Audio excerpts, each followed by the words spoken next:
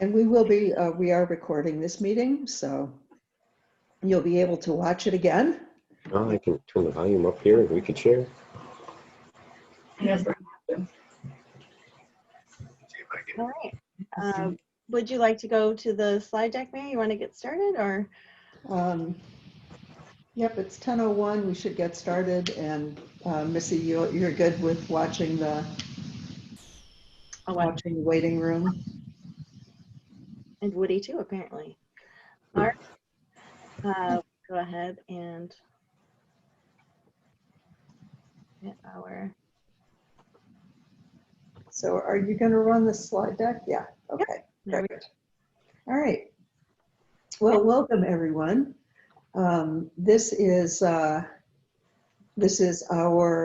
technically our last I got it. I can. average meeting of the fiscal year 2020. Our fiscal year ends on September 30th and a new year starts on October 1st. So this is kind of a time when we have an opportunity to wrap up and look at where we've been and think about where we're going. At our November meeting, we will actually then be reviewing the work plan. It hasn't, the work plan hasn't been approved yet because we don't have a budget allocation yet. So kind of in a holding pattern on that. This was very similar to the way things went last year. So I'm confident that everything is going to work out. So Nick is very disappointed that he has a standing meeting that starts at 10 o'clock on the fourth Tuesday of the month. And it's a meeting that for the time being, he really can't not attend. So he sends his regards and we'll try to hop on to our meeting if the meeting that he's in right now breaks up before we're done. So we'll look for Nick to join us. So I just want to review briefly the agenda. We're going to hear from Yvonne Donohoe, who's going to give us an update on our early childhood system across the 5 counties. We have had a lot going on over the summer and some big changes and some big things to look forward to. Woody Smith will be giving us a progress report on where we are with transitioning of our GSC co-host from Traverse Connect to a new community partner to work with TBA ISD to support early childhood. And then the last part of our meeting is going to be a time for us to get together and have some conversations in breakout rooms, thinking about where our opportunities for collaboration lie in the coming months, and also to think about what our response to ensuring access to childcare could be in the coming months and years if we face more public health emergencies. And that actually is connected to our fiscal year 2021 work plan. So it's having those conversations and making that plan is a requirement from the state in our work plan. And then at the end of the meeting, Missy will close us out. So any questions about where we're headed in the next 90 minutes? Missy, can you So show everybody for a minute? Unmute everybody. Okay. Yeah, well, and flip to Group. Okay. Yep. Stop. yeah, flip to the group so we can see who's here. Great. Okay. And I'm happy to see that there are. I'm happy to see such a broad representation this morning. So I'm so glad that that so many of you were able to make it. So I'm gonna stop talking and turn it over to Yvonne. Good morning, everybody. Mary asked me just to do a short update on kind of where we are system-wide. Childcare has certainly been in the news a lot. both just licensed childcare as well as our Great Start Readiness preschool programs. And we have some friends from the Resource Center and the Early Childhood Support Network here. So Missy, I am not a co-host. Are you sharing my slides this morning? I'm going to be sharing your slides, so let me grab those up for you. Thanks. Awesome. So the first update really was related to that network of childcare within our region. And again, let's see if Rachel, you want to hop on, or Heather, you have updates as well. Please feel free to share them. As we moved from stay-at-home orders to essential work orders, childcare has been quite a state through the spring and over the summer. The process really is around just reopening as much and being as supportive as we can to those providers around the region, and ensuring that they have access to high quality training and support. So I think most of you know, there is structurally, we have the 36 county early childhood support network, which Rachel Berge is part of. Robin Horncole and Alicia Lauer are supervising that work. And then our more local work is our Northwest Great Start Quality Resource Center. That contract has been held by a consortium of folks over the last several years, ISDs, the Chamber of Commerce, as well as previously with the Pine Rest and Leelanau Children's Center, and also with our partners at Northwest Michigan Community Action Agency, Head Start, Early Head Start. Missy, I'm going to ask you just to advance the slide if I can.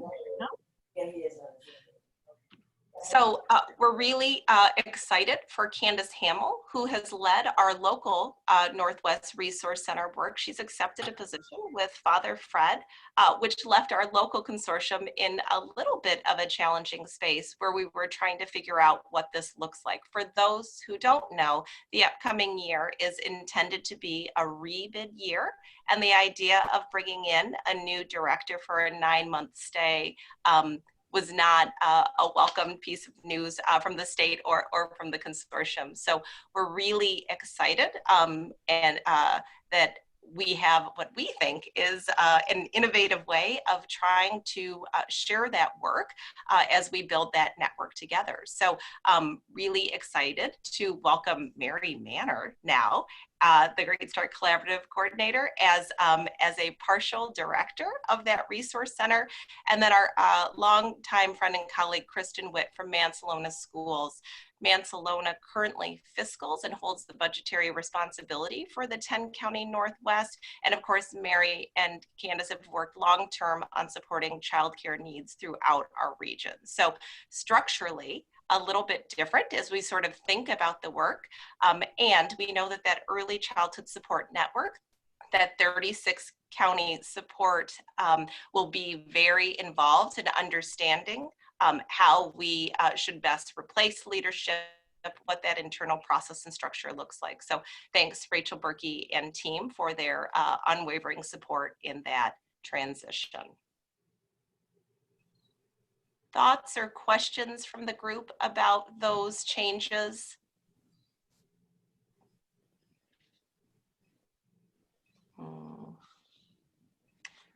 Okay, so Mary, thanks so much for being willing. I should probably say, I think that after I've shared this news with other people, the question they most readily have at hand is, does that mean that Mary is not going to be the GSC lead anymore? And goodness, no, that's not what that means. Mary will stay on stewarding this group and the dollars attached to the Great Start Collaborative. Missy Smith will inherit a bit of that work, and we'll look forward to having expanded roles and hours with Missy in the upcoming year, and seeing Mary in a role that she's very familiar with, which is, of course, working in childcare in our region. So thanks to all of those partners to make that work happen. Okay, so the next slide, I thought that we'd play a tiny guessing game for the next one. Dana, I probably should have had a quote from you. You were all over the paper, but we had parents really active this spring and summer, and really interested in the work that happens in early childhood. And so I'm wondering, guesses to the chat, if you have one. You could also unmute and let yourself talk, but I'm wondering, by reading the quotes in the boxes by some of our local parents, whether or not you can guess what the parents are talking about. Any guesses?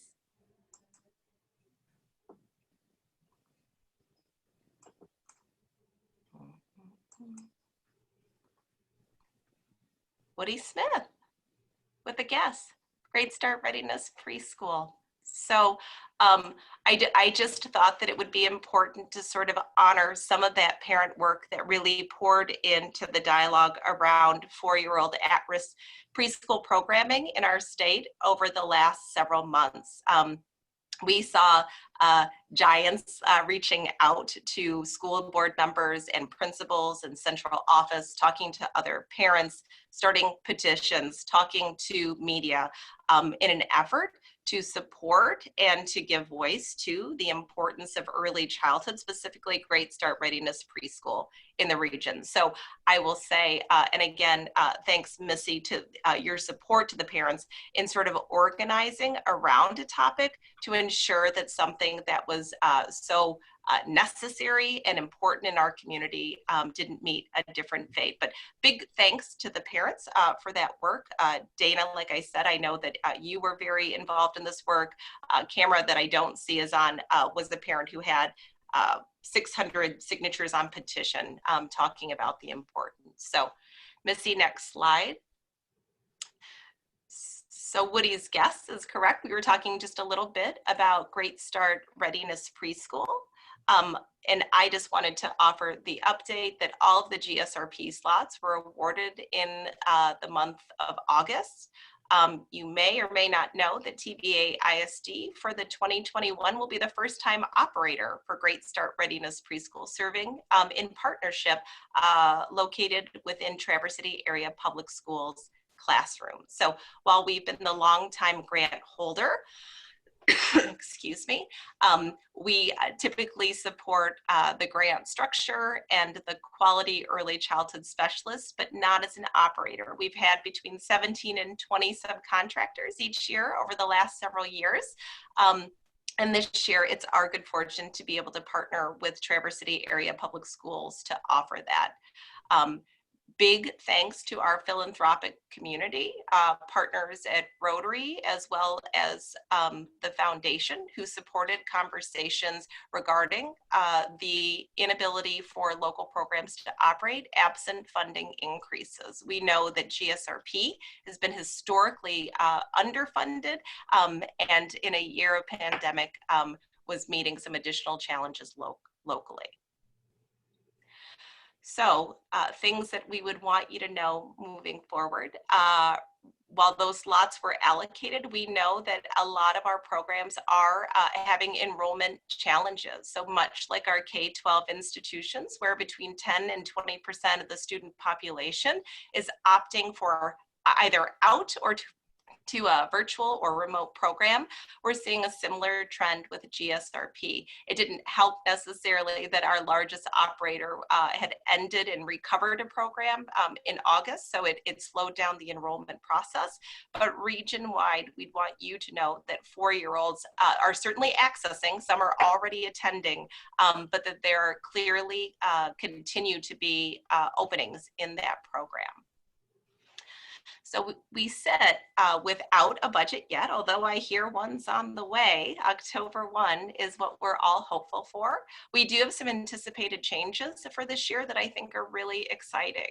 The first is just simply a promise around full funding for this year. I think we were prepping for as much as a 25% cut based on what is occurring in our K-12 systems. And as of last week, MDE was reporting a legislative agreement to fully fund for the 2021. We also know that we have families, much again like our K-12 partners, who are interested in not returning to face-to-face, knowing that there may be health risks associated with the pandemic that may function better within a remote service structure. So you all know that preschoolers probably, without question, learn best face-to-face. And we know that families need to make individual decisions that are right for their individual circumstances. And so while not ideal, remote services will also be offered. So families can fill out applications and have access to a teacher and curriculum and materials brought to them through remote services. And again, an ability to protect that part of the child care system. The other piece that we think is really exciting is this idea of serving students over a 250% of poverty. So historically, and this goes back maybe 12 years, the state of Michigan used to serve in MSRP, the Michigan School Readiness Program, families at 300% poverty and beyond. The state has said because of the fragility of the early childhood and licensed child care system within the state, there can't be risk to the Great Start Readiness preschool structure, and they're willing to allow students, given that graded, I can't accept a family at 1,000% of poverty before a 500% of poverty, but the idea is that scale will really slide out.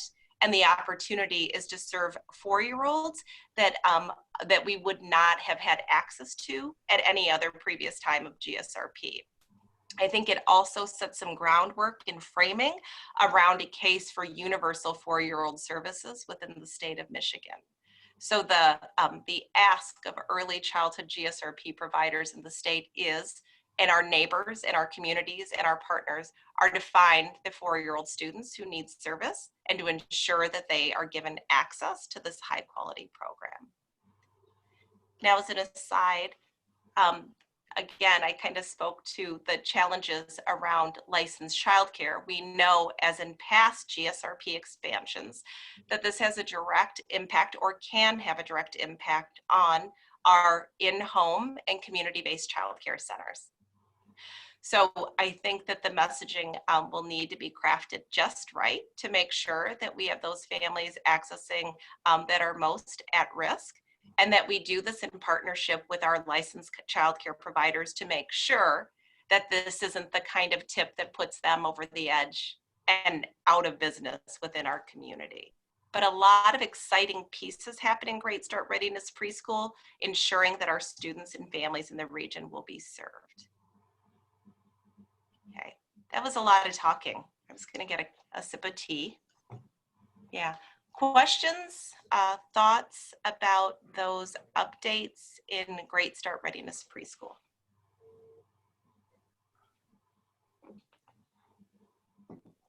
Mary has none. She got up and walked away. So Yvonne, I'm sorry. Would you mind clarifying the point? So funding for students exceeding 250% of poverty, that's coming down from 300%? Or is that? Yeah, I'm sorry. So 250 has been what we've been operating on for about 12 years. What do you tend? I have to look back, but 250 is where we've been. Prior to that, it was 300. So we actually saw a lowering of that amount. And what I'm saying for 2021, we'll actually be able to exceed that threshold. Truthfully, indefinitely, right? Like until the slots are filled. But the idea is that we do it progressively, so the most at-risk families access first. Okay. Because the structure of the system is in place, right? So we sort of know this. Dismantling a system, cutting GSRP, closure of classrooms often means that those districts and programs will not rebuild. And so the idea is they don't want teachers laid off. They don't want programs going unfilled. And so, like I said, for me, this is sort of that first case scenario around universal preschool offering. Again, depending on geography, I can tell you Kingsley programs today stand full, right? So they're also in their 5th week of school. And so those programs have settled in to a significant pace at this point in time. We have other programs, ours included, the TBA operated ones who sit at half capacity, right? So for those programs, we'll take a broader set of students to access previously restricted programming. Got it. Other thoughts or questions? Okay. Thank you, Philanthropic Partners, and thank you, parents, for bringing this to the top of the pile. It caused lots of sleepless nights, kind of just thinking about what would happen to kids and families in our region not accessing these programs otherwise. So, Missy, I'll have you advance the slide if I could. Okay. The last one, and Seth is on the phone. This is exciting. This will go to TBA's board next week, and no, it's already gone to the United Way board, but these I think are kind of the up and next kind of happenings around the region.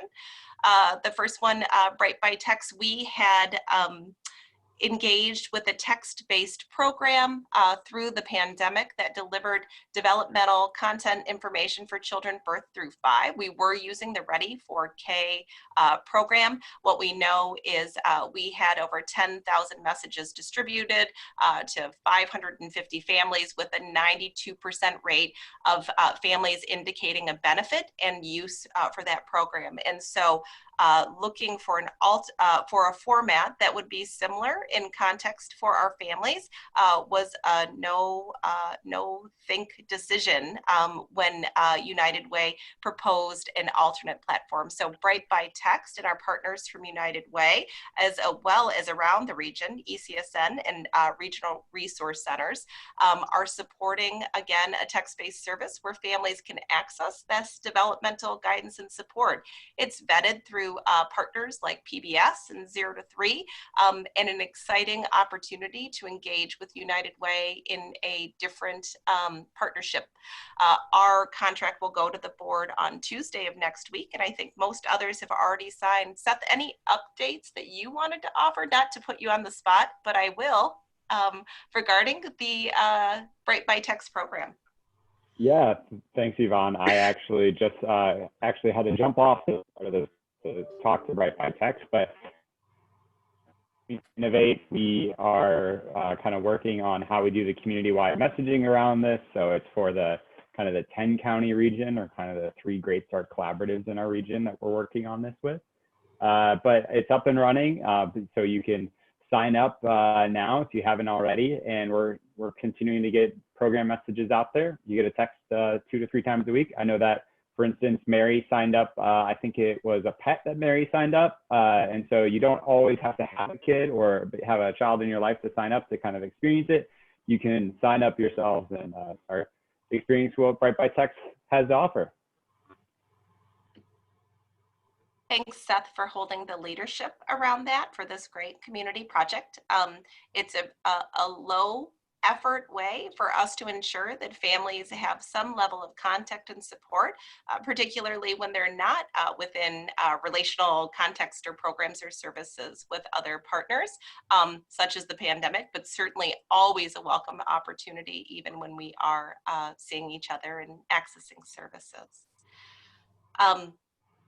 The second point for me is probably one of the most exciting. I think probably I've spent 15 years thinking and dreaming about what 3-year-old services for preschool could look like.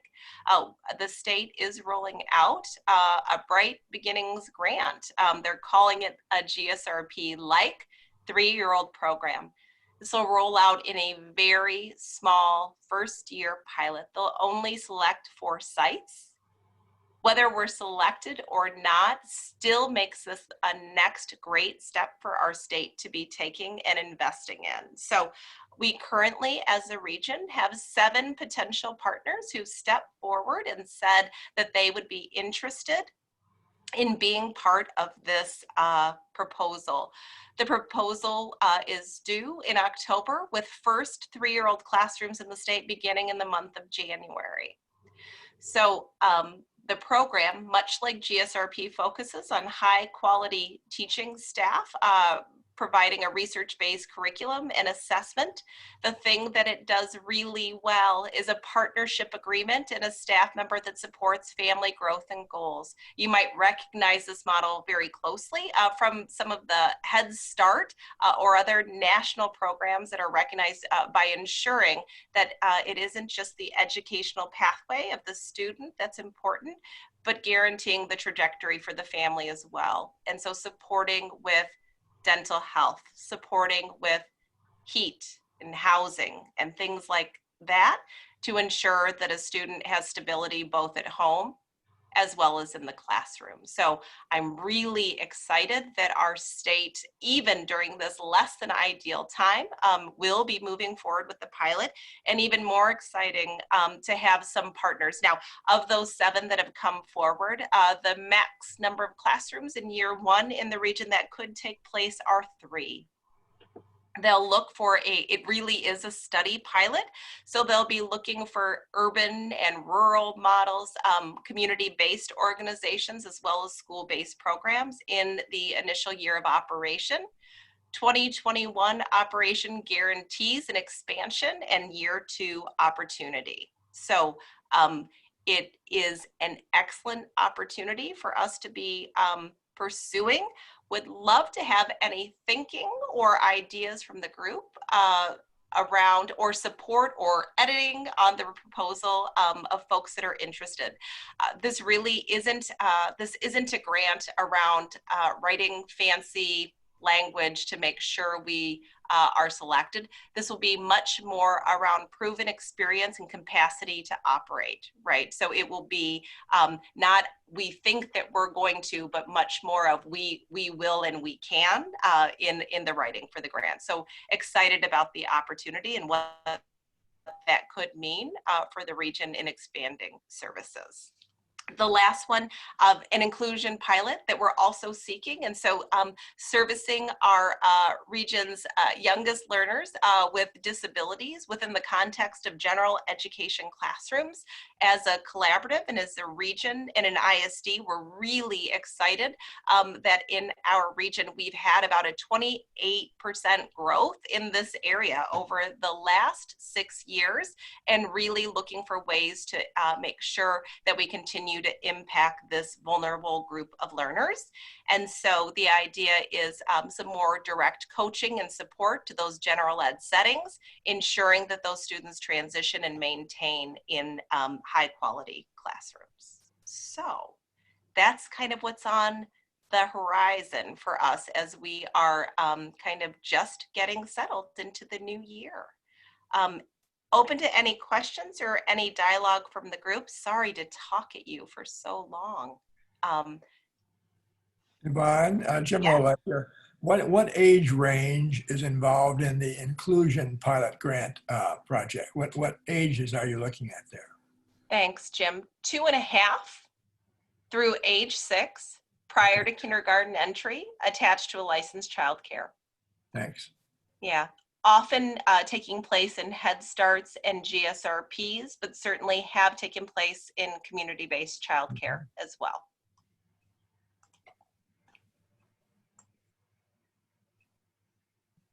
And Yvonne, could you just clarify with regard to the inclusion pilot grant, is this a step away from ECSE classrooms, or is this more of another option for families?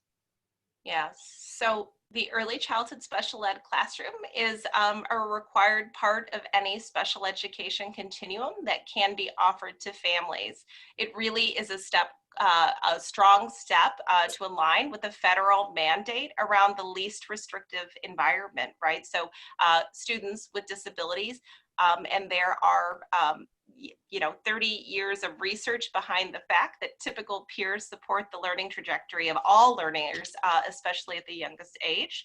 So it's really pushed to maintain integrity with that federal mandate and ensuring that there's access as part of that continuum. Again, ECSE is an important part of the continuum. And potentially, because there are no access points for typical peers, and those are considered to be center-based programs, that having alternatives for families is just an important part of the dialogue, Missy. Thank you. Anybody else? Questions? Thoughts?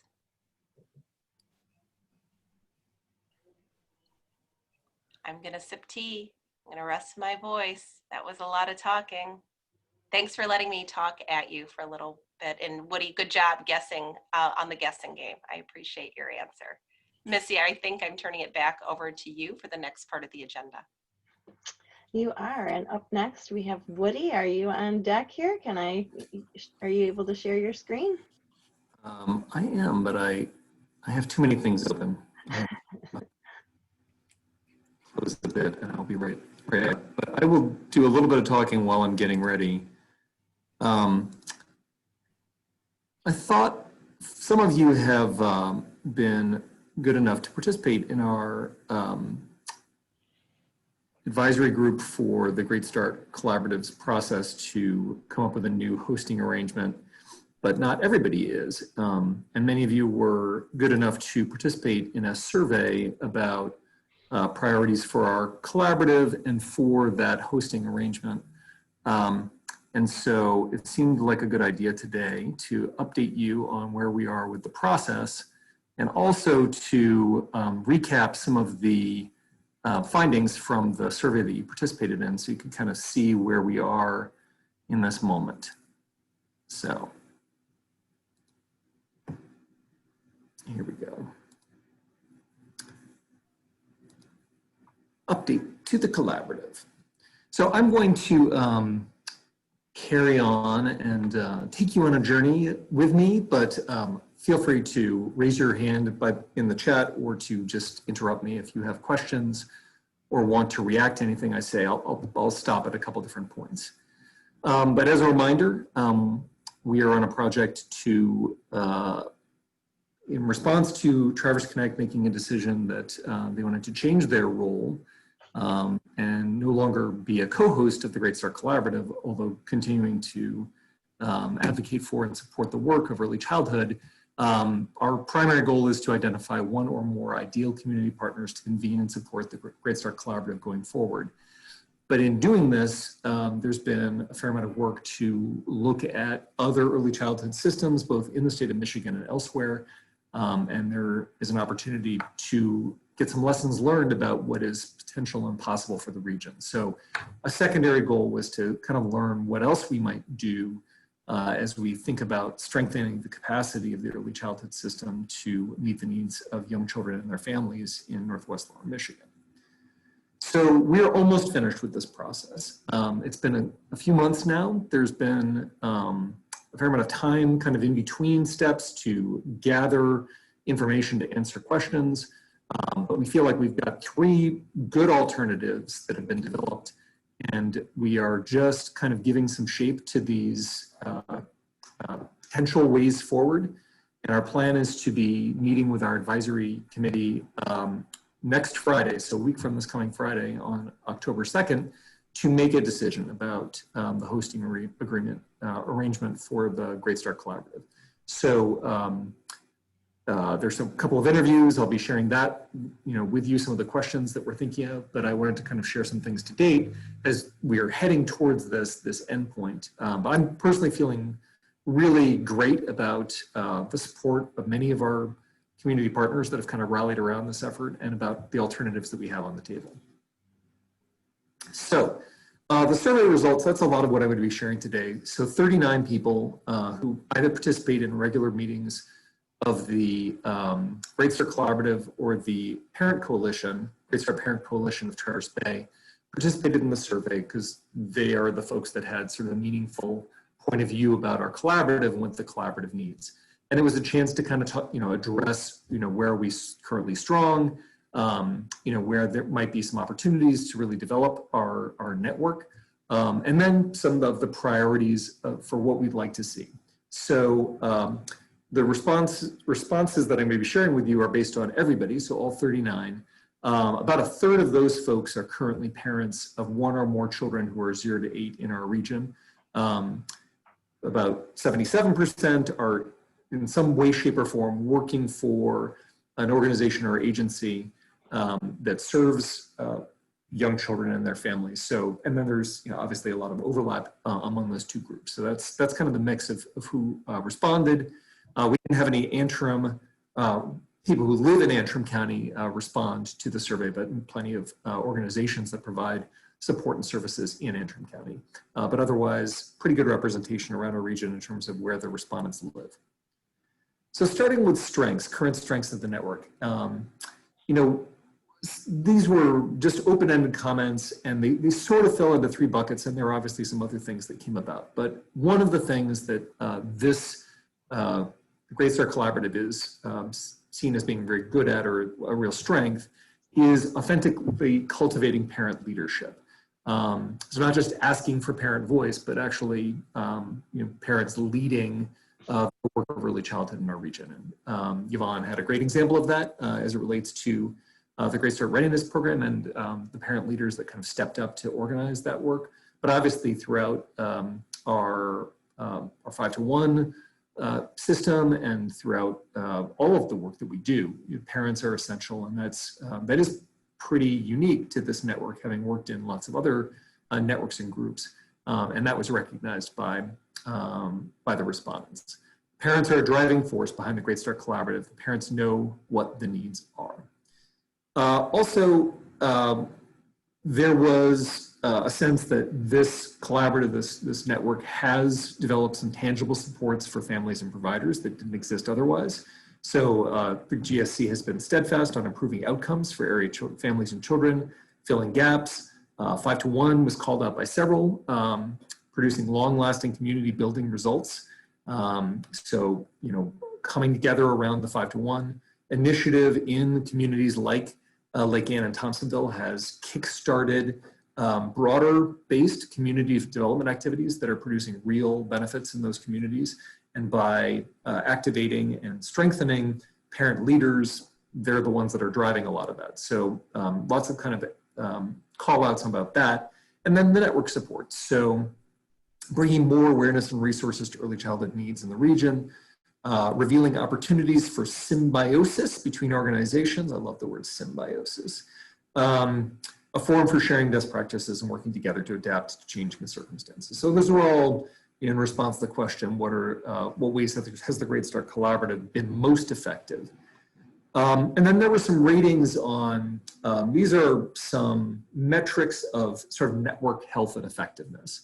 And if you look at these top 2 box scores, so that means people either somewhat agree or strongly agree with these statements, kind of right up on down the line, there don't seem to be dramatic problem areas in the eyes of the people that that responded to the survey. You can see the pink at the far left. Those are people, some folks that disagreed with these statements. So there were some there was some sense that there's room for improvement. And then, obviously we would love to all be strongly agreeing with all of these statements.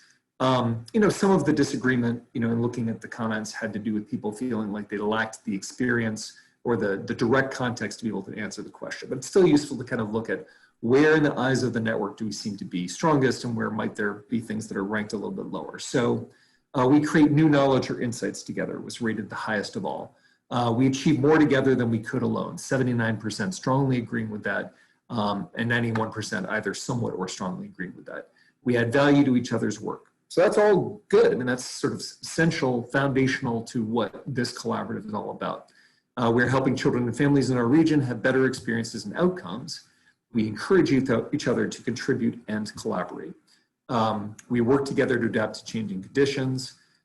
People are dedicated to this group even when we face setbacks. Majorities strongly agreeing with all of these statements. We make the success of the group, not just our individual success, a priority. And now we're getting into, they're not weak scores by any means, but they are, a little bit less likely to have strong agreement about them. The voices of parents and families are represented in our work together. Although individuals take on different tasks in the group, our combined work fits together. We trust each other. We agree on what we should accomplish together. We anticipate, surface, and address conflict when it arises. So to the extent that our network thinks, there are things that we should pay attention to here, it's kind of toward the bottom of this list. So combining work so that it fits together. agreeing on, a shared agenda, anticipating, surfacing, and addressing conflict when it arises, and then a sense of trust. Again, these are not weak scores. I've seen a lot of these types of self-assessments and lots of different networks and collaboratives. These are very strong scores. So I don't mean to imply that there are real problems here, but just for what it's worth in terms of that self-assessment. Okay, on the topic of goals, as you saw in the previous slide, we agree on what we should accomplish together. We just sort of dusted off, going back to the beginning of the 5-to-1 initiative and the work that we were doing then to sort of understand the regional initiative.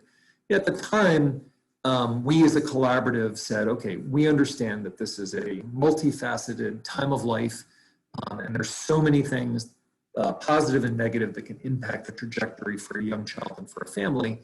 But we need to be able to tell the story to other community stakeholders. Let's identify 3 pretty easy to relate to objectives that we can tell our story about. And so at the time, they were improving children's kindergarten readiness, increasing families' access to quality childcare, affordable quality childcare, and reducing the incidence of child abuse and neglect. So in this survey, we just played those back to the members of the collaborative that responded and said, are these still the 3, that we should be, if we are telling this story and we're trying to think of, kind of a way to kind of distill a lot of our very multifaceted work together, is it valid? And so 70.6%, 71% said yes, these are the most important goals for our region. 29% would say no, or then added. And that was typically, nobody was saying, no, it's not about kindergarten readiness. We don't care about that at all. It was yes, but, if we could add a 4th one, it would be something like strengthening families and working for equity. Access to quality childcare is most critical. So somebody took their opportunity to say, well, yeah, these 3 are important, but of those, here's one that's most important. An appropriate work week /income, so children are not in care such a long time. Child development should be more detailed to include more ways a child can have developmental problems. Socialization opportunities for parents and children to connect and build relationships, perhaps the 3rd grade reading law. So there was not a consensus about anything else. So there did seem to be kind of broad-based support of, yes, we understand that this work is complex. We understand that there are lots of things that we can do, positive and negative, in the lives of children and young families. But if we were to kind of come together behind 3 and tell this story, these are 3 that are still valid. All right, so then now we're getting into the, we did just sort of, there was an additional piece that came on the back end of this that had to do with the work plan that related to the goals defined by the Office of Great Start. This was a little bit more general. These were topic areas where the question was, where are you motivated to work in the coming year and work with others within the early childhood system in the coming year? I will tell you that all of our respondents checked at least one of these. We gave them multiple choices. Everybody checked one thing. So there's a real willingness to work to move some things forward. Top priority in this sort of general framework was increasing access to affordable, high quality early care and learning options for children's ages birth to 5. Also, almost as commonly chosen was increasing family and community awareness of children's mental health and ensure that all families have access. Promote family resilience to reduce child abuse and neglect, further develop the 5-to-1 network to use technology to connect families and partner organizations and stakeholders. So lots of different activity areas where, and I think it'd be easy to share this deck out with all of you if you're interested in kind of looking a little bit more deeply, but lots of interest in kind of moving our work forward. So now we shift focus a little bit more to this moment, this project, to find a new co-host for the Great Start Collaborative. These were different attributes. Folks could choose up to 5. And really kind of interesting to see what our collaborative said that they would like to see in a hosting organization. So I've circled the top 3. I see that there are some chat comments coming in. Let me just see what's. Yeah, we can turn it into PDF and send it out to everyone. Absolutely. So in terms of these top priorities, ability to bring together new partners to address challenges and opportunities, good connections to other systems that can impact early childhood, for example, housing, and in the survey we also had healthcare and other related systems, ability to attract new resources, financial or otherwise, to the early childhood system. So those are the top three, but there are others here: ability to advocate and facilitate policy changes, organizational stability and consistency, an organizational focus or priority on early childhood going forward, which was far more likely to be chosen than the one that's at the bottom of the list, which is a history of work in early childhood in the past. So it is not necessarily the case that extensive history in early childhood work is needed for this co-convener, this co-host for the Great Start Collaborative. More important is the commitment going forward, as well as the ability to build new connections beyond the collaborative as it currently stands, and kind of enhance that system capacity to do the kinds of things that were on the previous slide, where there's, as we all know, still opportunity to improve, to address gaps, and to improve outcomes for kids and families in our region. So there are also some write-ins. In your own words, what would you like to see from the organization or organizations that convene or host the Great Start Collaborative?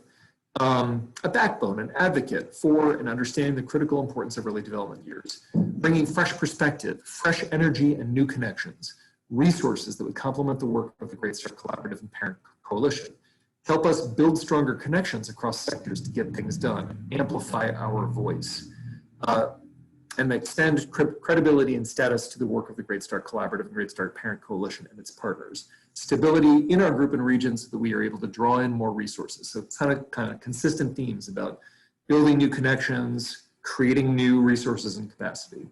Openly engaging with and building on what's already in place. So there was a very strong sense of, let's not start all over. There's lots of good work, that we recognize that is going on day in and day out, and that has been going on to move this collaborative and this network forward. Transparency was highlighted as, an important need to be open and transparent in the way that decisions are made and the way that conversations take place. And then there was one standalone comment, but I thought it's always good to remind ourselves of this. One of our respondents said, I would increase ownership and interest in each collaborative member. It would if each collaborative member hosted occasionally. So this is the idea that when we get back to a time when we have in-person meetings, providing an opportunity to really move around the region more so that we have an opportunity to understand each other's work and have more of that diverse regional perspective as it relates to the Great Start Collaborative. So this is just a synthesis of some of the conversations I had with four different collaboratives, Great Start Collaboratives in the state of Michigan, as well as looking at and speaking with leaders of early childhood initiatives throughout the country. And what really seemed to, from all of that work, is there are opportunities. There are opportunities that go beyond what we have done as a region to enhance that capacity. Sometimes this is happening at a statewide level, sometimes it's happening within a metro area or region, but certainly available. But center to that work should be the core practitioners. So I've got this sort of two-tiered structure. When I say core practitioners, all of you, and that's going to include parents, families, childcare, preschool and early care and learning providers, human services agencies, those that are kind of directly supporting kids and parents. It's essential that they continue to be heard, involved, leading, and solving problems on a day-to-day basis. So it's the developing and implementing programming. Yvonne was just sharing, some of the kind of new approaches to doing that, to continuously getting better at how we serve our communities, coordinating activities across the system so that we're not duplicating efforts and that we can coordinate things to amplify our results. And then responding to changes on the fly, filling gaps, sort of the ongoing work of resilience that I think this group is so phenomenal at. Somebody leaves their position, people find a way to step in and get the work done. I mean, this is the kind of core work that needs to go on day to day. You need a table and an opportunity to do this work, and that happens around the Great Start Collaborative. But in addition to that, there are opportunities to bring in other stakeholders and partners. So that can be philanthropy, that can be business, that can be the faith communities, that can be policymakers, that can be some of these adjacent systems. Those that don't necessarily have a mandate to do work in early childhood, but who can absolutely both impact the work that we do and see the benefits at the community level of close coordination and collaboration. So in looking at kind of the most successful early childhood systems around the state and the country, often those entities are also involved, and they can add to or take on tasks like creating connections and opportunities across systems. They can be bringing new capacity with public-private partnerships or fund development or other types of efforts to kind of build the system or network capacity in that way.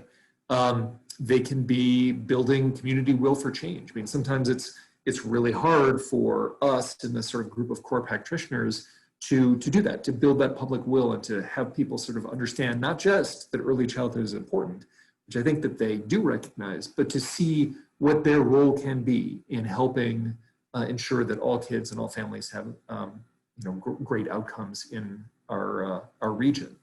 And then advocating for policy changes. And that's both policies at the federal and at the state level, but at the local level too. I mean, businesses have policies that affect their employees.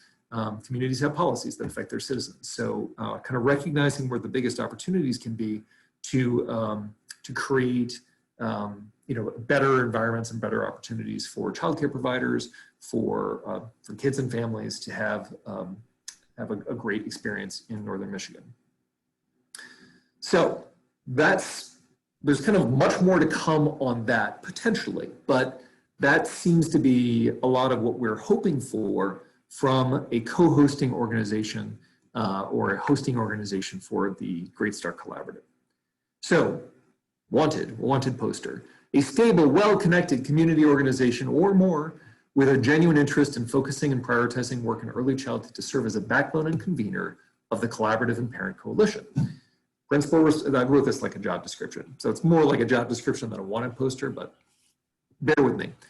Principal responsibilities: in collaboration with network partners and based on parent voice, work with the network to confirm shared priorities with meaningful outcome metrics that can be publicly reported. Bring together new partners, business, faith, philanthropy, other systems to address challenges and opportunities, attract new resources, financial or otherwise, to the early childhood system. Advocate for and facilitate policy changes to reach system goals. We're going to talk about this in just a minute. Support changing public will and direct opportunities to support this work. Support GSC staff and facilitate network activities. And the qualities we'd like to find in that partner would be willingness to listen, and commitment to build on strong elements already in place, commitment to openness, priority to represent all parts of our region, every county, rural and micropolitan, entrepreneurial spirit and desire to facilitate the development of innovative solutions to address root causes. Prior work in early childhood system is not a requirement. So what do you all think? Does this seem like it reflects what we heard in the survey, or what is on your mind right now in terms of what we'd like to find in a convening organization? Jim Rollett's ready to go. What do you think, Jim? I think they're all very good. I was just saying they're all principles, and I think they're all good. And so I don't have, it probably could have even more specifics, but you listed a lot of specifics. But basically, you got a lot of good fundamentals there about how we get more people into the act and get them to understand the importance of early child development. And that's what you got listed here, and I think it's great. Okay. Is it too much? Is it too much to expect that we can find such an entity? I would say no, and I'll tell you why. We've known all along that our default position was going to be to have TVA ISD serve as the sole convener of the Great Start Collaborative. That is a very typical model in the state of Michigan. There are successful collaboratives that have been able to do that and still do outreach. And it really depends on, whether the given ISD is committed to an open process, is committed to working closely with providers, And ours is. I mean, I think we have an exemplary ISD. I think we have early childhood practitioners within our intermediate school district that have tons of experience, but they also have a lot of these other characteristics that we are looking for. An entrepreneurial spirit, an ability to kind of work with people across other sectors. We've got great leadership in NEC. Can't be here with us today, but I think we all recognize that we've got a really good leader on our hands. So it's a default position, but it's really a pretty good one. But we also have some other opportunities. So the second one, and I will invite Seth in just a minute to say about 30 seconds worth of stuff. You can do more than that. And Sarna, I think, is also here with us today because that's going to be our option number 3. It's to have United Way of Northwest Michigan serve as the co-host. It's an organization that has a rich history in our area. It's committed to this work, and as Yvonne already sort of touched on, is already kind of actively participating in developing programming and approaches and enhancing our system's ability to meet the needs of kids and family. But then because of its sort of historic relationship with employers, it's pretty well connected with employers. As a funder, United Way of Northwest Michigan is connected to other funders. And then if Seth has specific expertise as it relates to advocacy, and also brings some institutional assets as it relates to advocacy in the state of Michigan.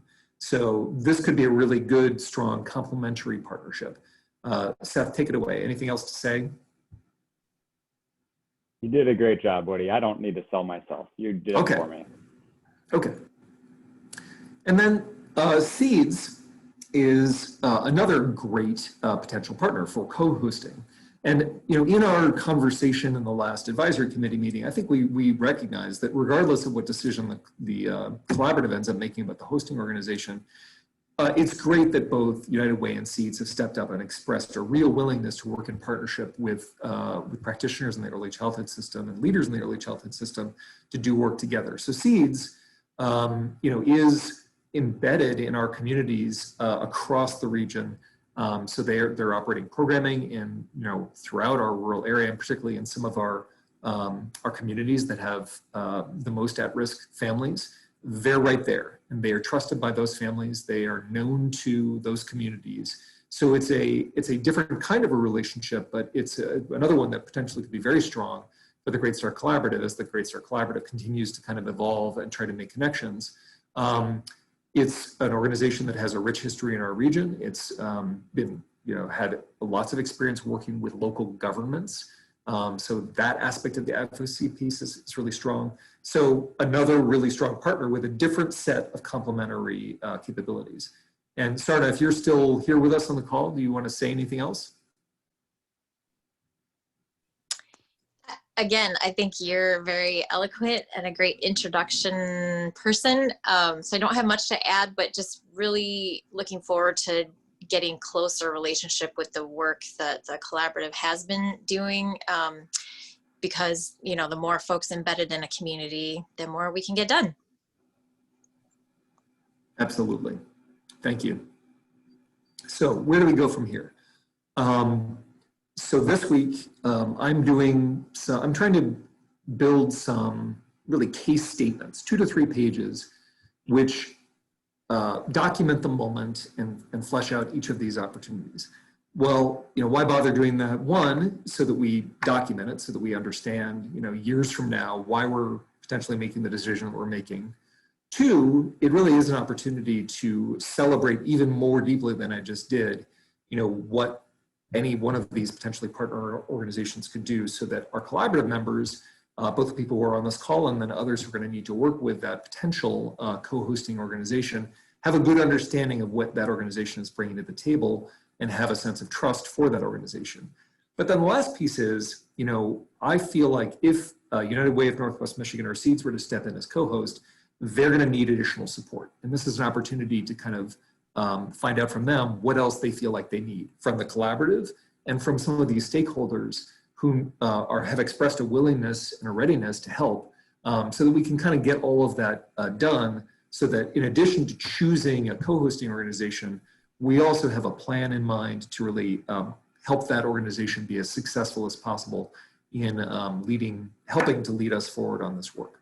So I have some questions, draft questions for discussion that I'll be firing at Seth and Sarna this afternoon separately in some interviews that are geared towards creating these case statements. I just thought I would share them with you and see if you wanted to supplement or tweak these at all. So this is all very draft. Nobody's seen it yet, but you all.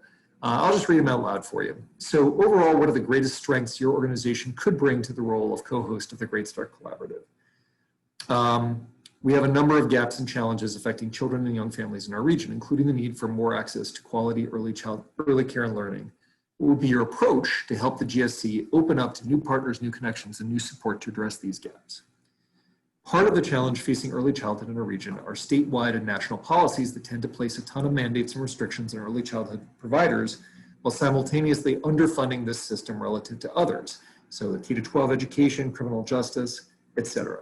What resources, it's also obviously when the funding declines over time, I think we can make a clear statement that there's underfunding going on as well. What resources or ideas do you have on how we might improve our advocacy efforts to address this? So much of success in early childhood depends on the leadership and strength of parents and families. What is your current thinking on how to support parents and families in our region? What else do you think the GSC and early childhood system need to best support children and families in our region? So like what else, in terms of system capacity, what are the biggest needs or opportunities? And then finally, what would your organization need from the Great Start Collaborative or from others to be successful in this role?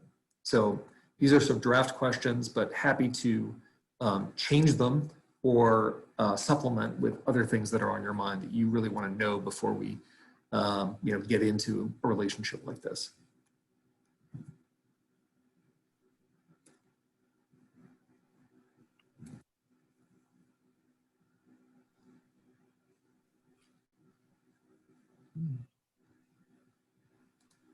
Woody, are the co-hosts that you're going to talk to this afternoon, are those the three that you listed?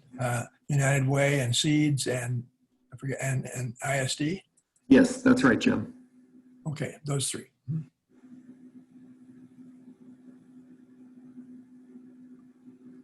Dana's thinking and talking, but muted. She's talking to Rob. They're both coming up with other questions.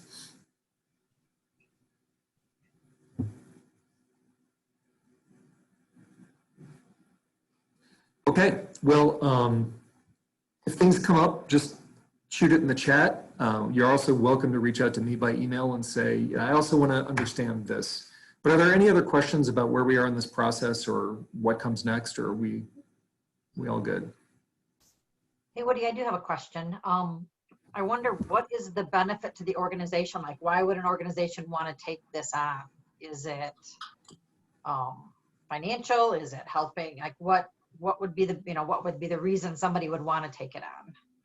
Yeah, we talked about that a little bit, Debbie, and thanks for that. I think it has to do with these organizations, and they can answer for themselves, seeing the need and the opportunity to really advance the early childhood system. And so it's consistent with their organizational priorities, and there's a chance to kind of work in partnership with a group of people that have already been pretty closely in these issues to show some real leadership in the region. But I shouldn't have answered that question at all. Seth and Sarna, what do you think? Why is it that you would even consider doing this?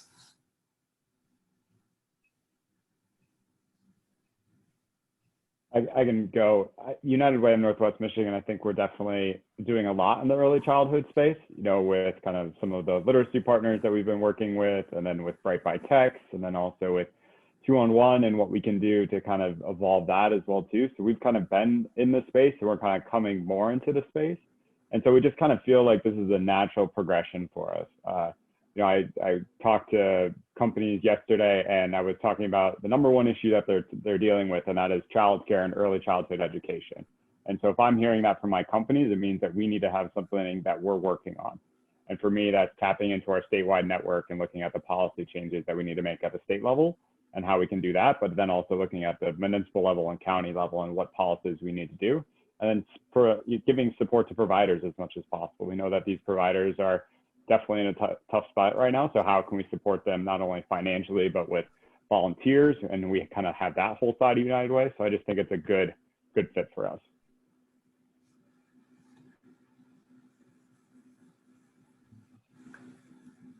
That's a great answer. Yeah, those are all the things I think we want. That's what I want to know. Yeah, her answer was trying to help folks get funding to improve their housing stock for energy efficiency and health.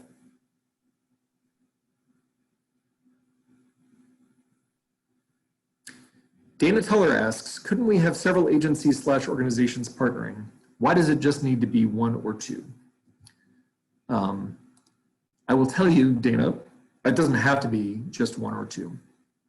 But in looking at successful collaboratives in the state of Michigan, that is often the model that tends to happen, because and there are always other entities or agencies that are actively in partnership, but it's sort of the accountability gets diluted if you have lots of organizations. But I don't know, Yvonne, do you have a point of view about that, or Mary?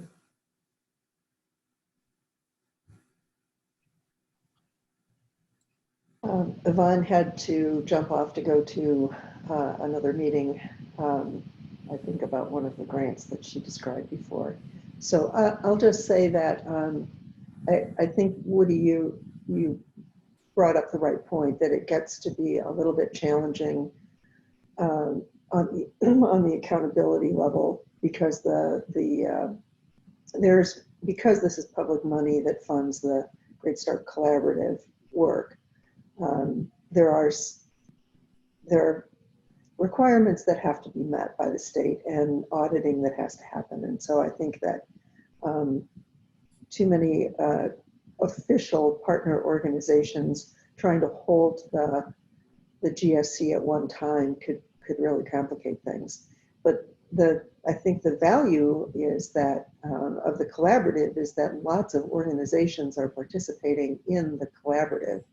So it isn't as though anyone is being excluded from any part of the work.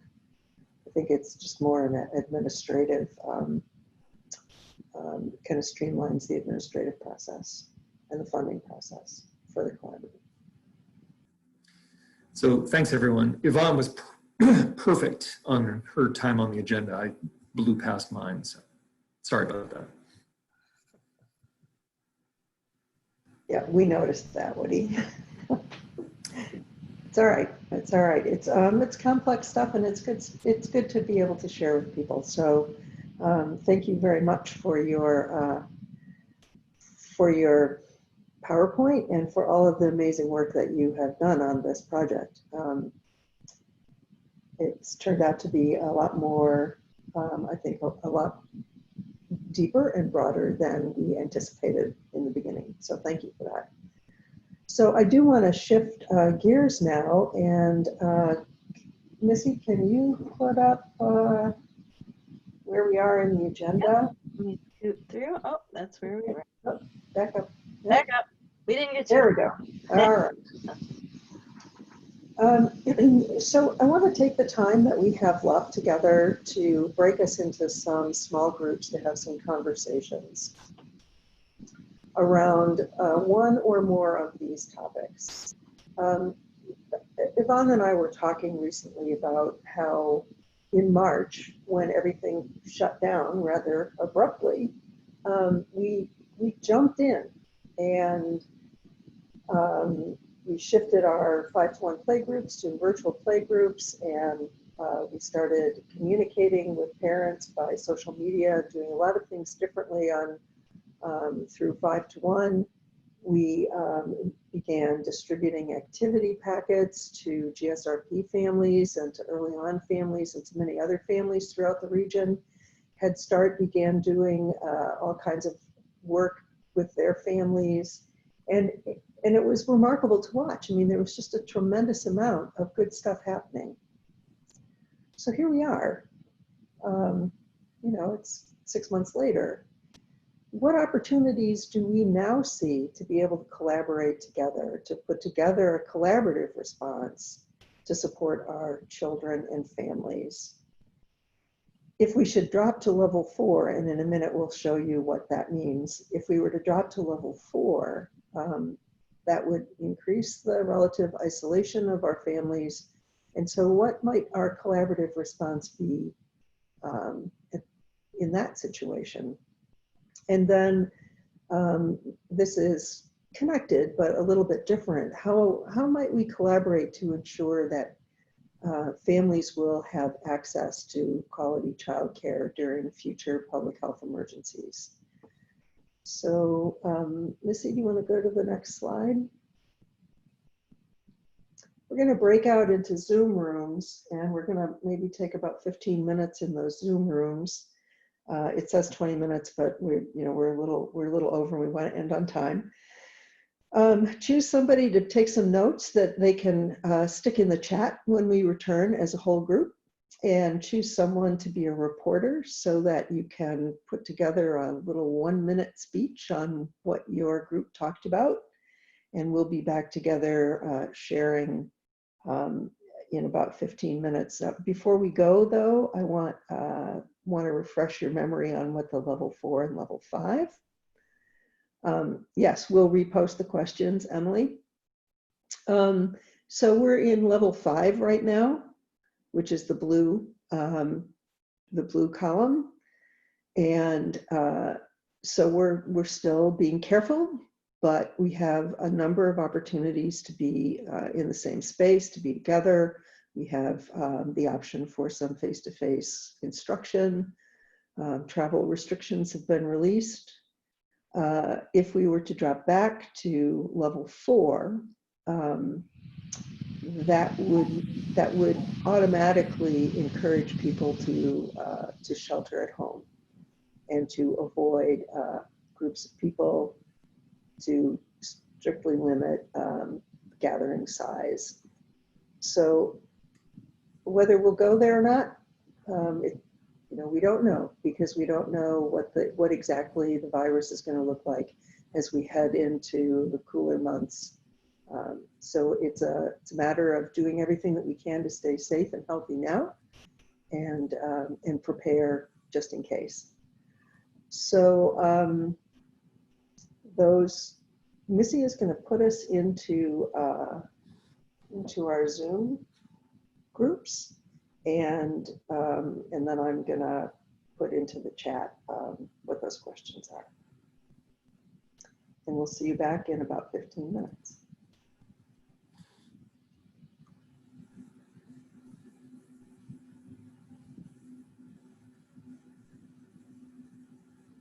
Mary, it's 11:13. Do you still want to do 15 minutes if we're trying to end at 11:30? Okay, so 12 minutes. 12 minutes. Let's go. All right, here you go.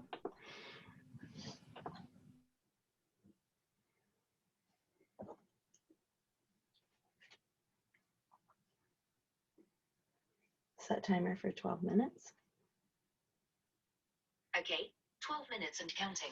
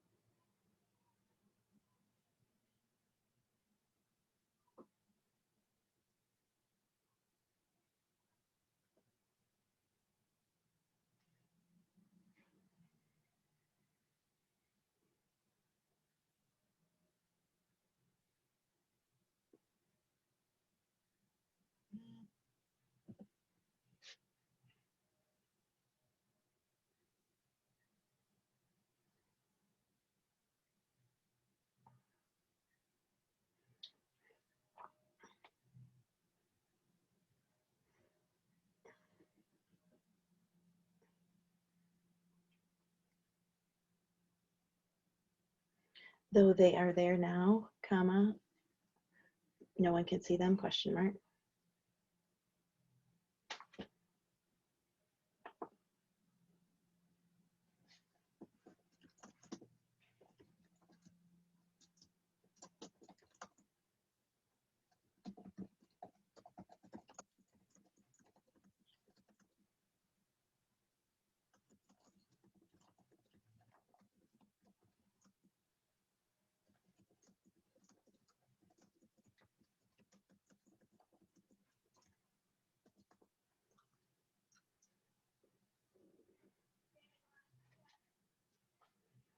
Thanks for that tip, exclamation point. Hopefully the broadcast message of the first question can help, period. I will broadcast the second question as well, period.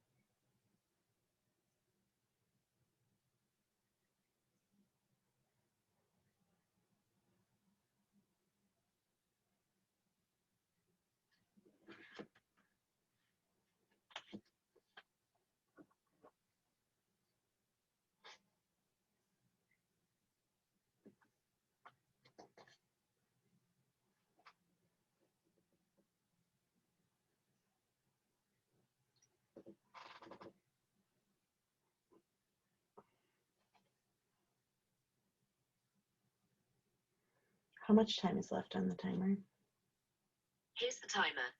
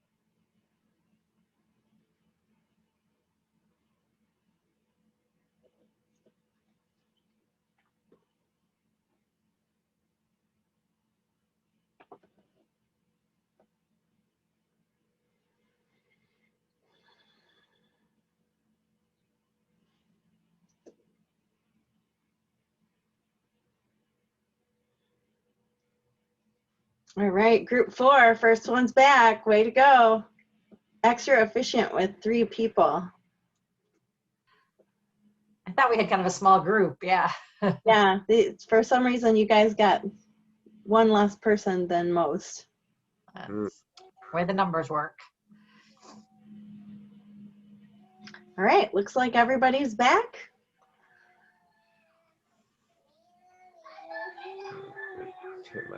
All right. If you could, we are kind of in our last few minutes together. Your recorder, person who took the notes, if you could enter your ideas in the chat, and reporter type person could give a quick summary of what you discussed as the answers out loud to the group. Do we want to start with group 1? If you Sure. remember So what group you were in? Lori or Rachel? Oh, there's a timer. Hi guys, Rachel Berge here. I was with Lori, Jim, and Heather. We just discussed a couple of things with the level 4 child abuse and neglect rates being hard to monitor, possibly increasing, but how do we monitor now that families are staying home? Our mandated reporters aren't seeing the kiddos in school settings or childcare settings or even in the hospital settings now that they're doing virtual appointments. So the child abuse and neglect rate, those statistics might increase, but how are we going to know without those mandated reporters there? We talked about listing issues that we see as problems and how can we address them. We talked about how many families are looking for childcare.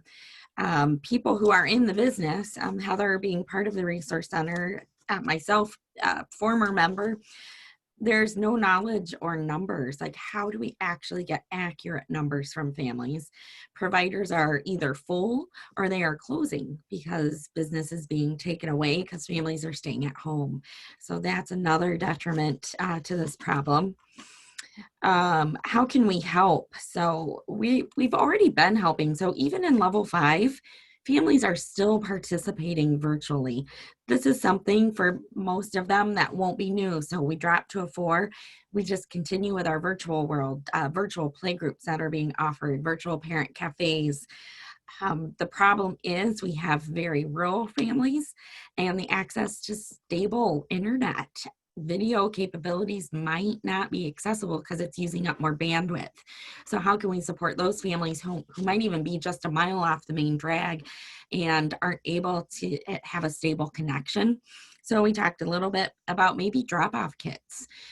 Is there funding available to put a parent engagement bag together? And it's almost a door-to-door thing. So those families that we might know that are off the beaten path, they can't access internet, possibly no virtual capabilities. It's just a little bag we can stick on their mailbox and hope that they are engaging with their children in those positive, meaningful ways. Thanks, Rachel. That's great. I have lots of thoughts based on what you just said. Awesome. All right, how about someone from group 2? Emily, Kathy, or Mary? It's me, it's Kathy. We talked a lot about communicating more, like in the pandemic before everything just shut down so drastically. We thought people maybe felt isolated. So we were brainstorming something if there was a sudden change in the COVID status, or even something maybe we could implement now, but we were talking about creating an immediate method of like a way to immediately outreach to families with young children and childcare providers, be it a check-in team type thing, a Zoom meeting, a Zoom phone tree, where we had a list of people who would reach out to families, to the childcare providers to see what they need. So maybe people didn't feel so alone in times like that. Similar to like maybe what you would do in a church or even a soccer tree, team phone tree. So that was what we were thinking, and trying to think of ways we could do that, if it could be implemented now, if it's something if we went back to level 4, hopefully not worse. Thanks, Kathy. Okay. I love that idea. So group 3. Dana, Rebecca, Seth, or Woody? Rebecca, did you want to just start and we can chime in? Yeah, so we had some dialogue around current programs that are in place and how we might need to modify them now or add additions to make them more accessible. Or while they are accessible, make motivation for family higher so that they do access the programs. For instance, we were discussing Mary and Missy's future pandemic pod program that you guys have in the works, and what that might look like for 0 to 3 non-school age children, and the guidance that could be provided for families who may want to informally create pods for their 0 to 3 age kids. And we also discussed some of the challenging areas of the Parent Cafe series that, while great in what your goals and the initiative for that to go on, it was challenging for families to access in the timeframes that it was offered. And we wondered if that additional possibly guidance and social media prompts or interaction for families to have could increase the motivation for them to want to be in a space with other families at 8:30 after their workday and the day is over, if they feel that they've already built rapport and a possible type of relationship with families in less effortful ways, like via social media.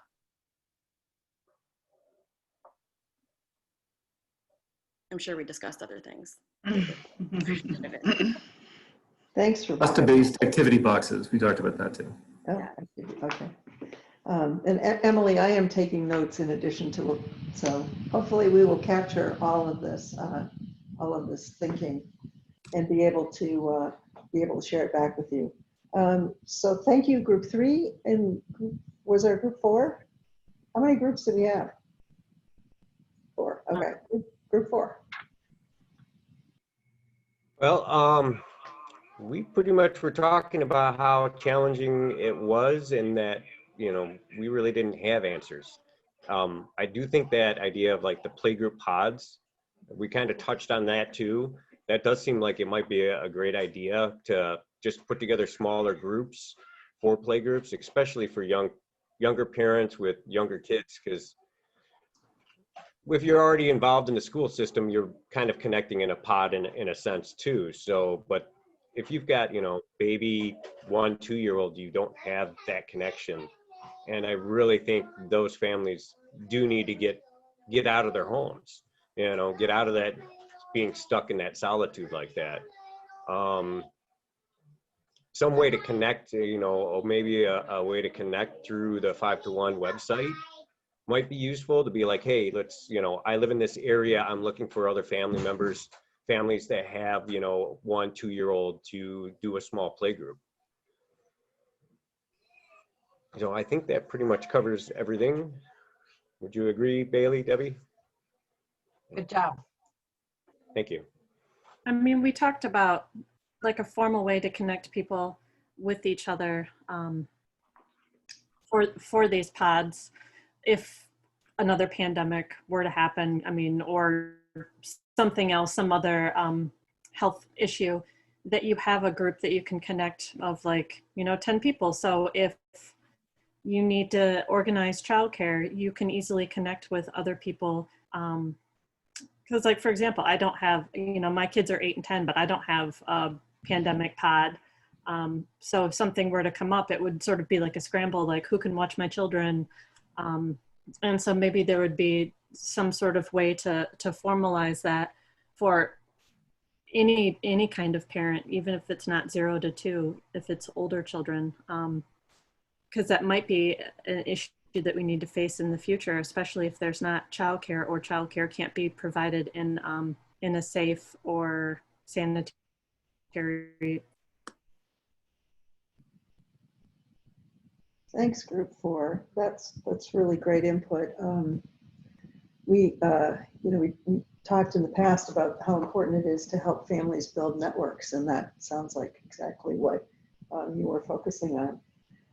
Okay, so I took notes, and we're going to capture what's in the chat box, and we'll send all of that out to you with notes, plus a recording to this meeting. And so we're a little bit over time, but I just want to get to the closing that we prepared. So Missy, I'm going to turn it over to you. And if you have to leave, I understand. If you can stick around for another few minutes, we'd love to have you stick around and look at the last slide with us.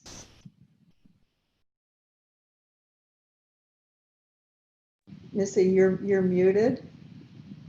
Thank you. I'm gonna get you the right one here. All right. Are we still seeing Yvonne's? It won't go away. Hang on. No, I'm seeing ours. We just need You're seeing ours. Okay, great. Go to the slideshow and go to the last slide. All right. So really, what we're looking at is, as we close out the meeting today, just thinking about this nice autumn scene and how really these trees really reflect kind of who we are as a collaborative in a lot of ways. These trees are not growing straight up into the air. Their branches are connected, their roots are connected. And really, we want you in the chat, just yourself, to commit and write something down to suggest what's something you might do in the next 2 months to reach out or connect with an early childhood partner. You could just close out with one thought in the chat. And I want to thank everybody for taking the time to be here today. And I look forward to seeing you all on November 24th, which is our next meeting. And after you've left your thought, you're welcome to leave the meeting. Thanks for coming. And if you do want to stick around, the Great Start Parents meeting, we're taking a little lunch break here, but we'll be convening at 12:15. The link is available on greatstartkids.com and the Great Start Parents tab. You can find the link to join that meeting if you're so inclined.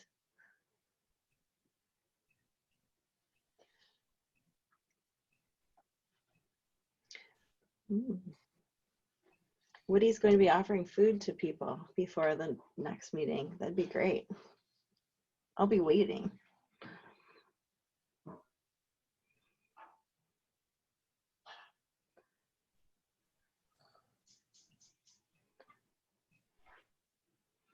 All right, Rachel's going to be emailing and checking in with someone or some few people. Bailey's going to be reaching out and reaching out again. Smart. Mary, I'm going to go away, but I'm going to reserve my opportunity to ask questions or make comments after my brain settles down on all that I heard this morning. Thanks for putting this all together, as usual. Okay, Jim.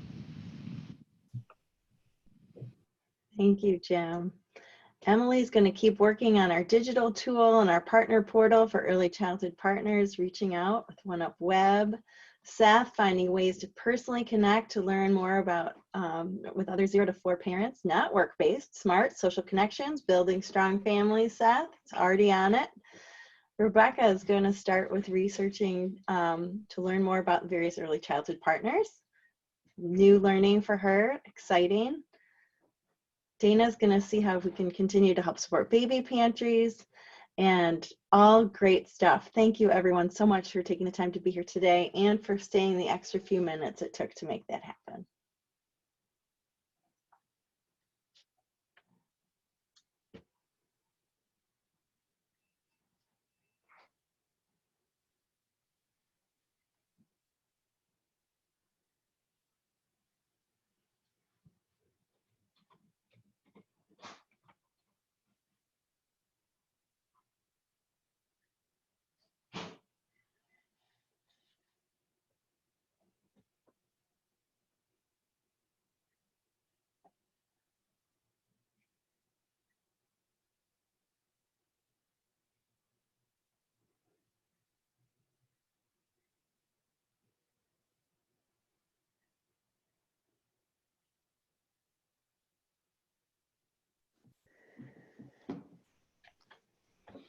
Hey, Rob.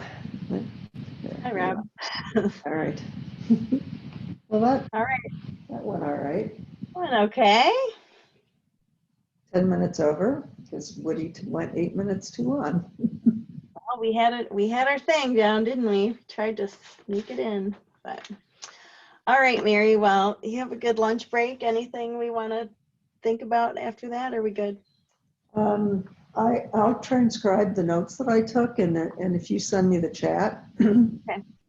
so I can kind of compare and make sure I get the chat in, and then if you'll send me the link for the recording.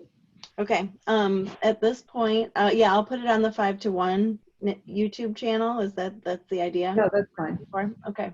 Yep. All Yep. right, So let me if you, stop recording. Actually, did I? pardon? I think. Let me make sure I stopped Yeah. recording here. No, you're still recording.